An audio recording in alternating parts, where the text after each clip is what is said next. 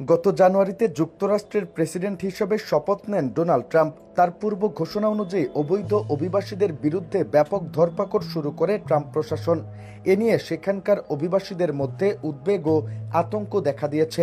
তবে যাদের মার্কিন যুক্তরাষ্ট্রে থাকার বৈধ নথি গ্রিন কার্ড আছে, তাদেরও নানা চাপে রাখছে ট্রাম্প প্রশাসন। গ্রিন কার্ডধারীদের নতুন করে সতর্কতা দিয়ে মার্কিন প্রশাসন বলছে, যারা বৈধ অভিবাসী আছেন তারা অতিথির মতো আচরণ করবেন, নয়তো আপনাদেরও নিজ দেশে ফেরত পাঠানো হবে। এছাড়া সবার উপর নজর রাখা হচ্ছে বলেও উল্লেখ করা হয়। এমন সতর্কতার পর লাখ লাখ বৈধ অভিবাসীর মধ্যেও তৈরি হয়েছে উদ্বেগ। গত মার্চে ইউএসসিআইএস ঘোষণা দিয়েছে যে শিগগিরই ভিসা ও গ্রিন কার্ড আবেদনকারীদের সব সামাজিক যোগাযোগ মাধ্যমের অ্যাকাউন্টের তথ্য দিতে হবে, যা যাচাই প্রক্রিয়ার অংশ। এই সতর্কবার্তার মাধ্যমে ট্রাম্প প্রশাসন বার্তা দিচ্ছে, তারা অভিবাসী সংক্রান্ত আইন কার্যকর আরও বিস্তার করবে।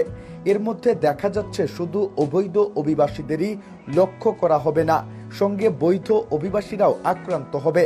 ইতিমধ্যে বৈধ অভিবাসীদের অনলাইন কার্যক্রম, তাদের মতাদর্শ ইত্যাদি পরীক্ষা নিরীক্ষা করা হচ্ছে।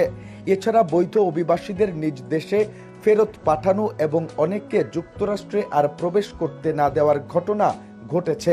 এদিকে যারা বহু বছর ধরে যুক্তরাষ্ট্রে রয়েছেন, তারা ট্রাম্প প্রশাসনের এইসব কার্যক্রম, বাকস্বাধীনতা, নজরদারি এবং বৈধ অভিবাসীদের বিভিন্ন ক্ষেত্রে বাধা প্রদানের বিষয়ে প্রশ্ন তুলছেন।